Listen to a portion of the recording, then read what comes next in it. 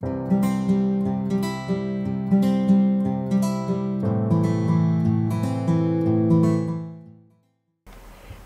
Jeremia 18 vers 1 tot 6 lees ons dat God Jeremia na die pottebakker se huis toe gestuur het.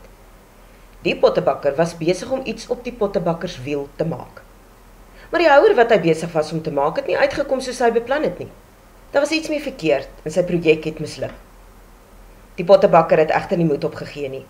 Hy het nie die klei weggegooi nie, maar daarmee bly werk en 'n ander houer daarmee gemaak.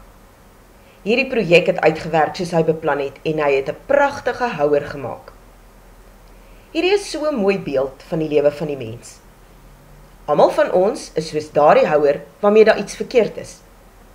God het ons geskep om pragtige houers te wees, maar as gevolg van sonde is nie een van ons wat God beplan het, ons moet wees nie. Gelukkig gee God ook nie op nie.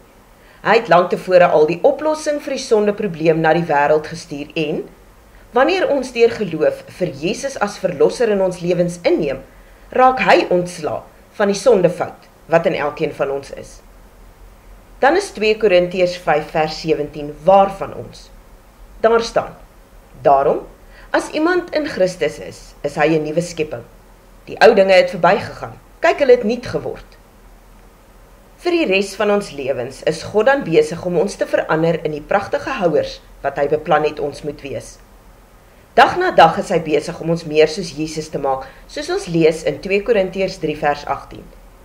En ons almal, terwyl ons met ontsluierde gesig die heerlikheid van die Here aanskou, soos in 'n spieël, word na dieselfde beeld verander, van heerlikheid tot heerlikheid, soos afkomstig van die Here, die Gees.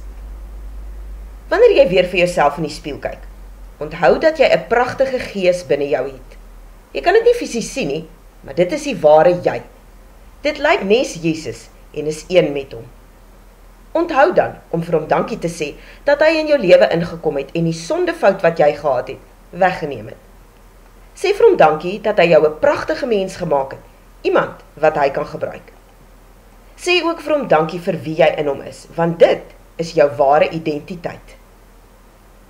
As hierdie boodskap vandag vir jou iets beteken het, deel dit dan met iemand anders.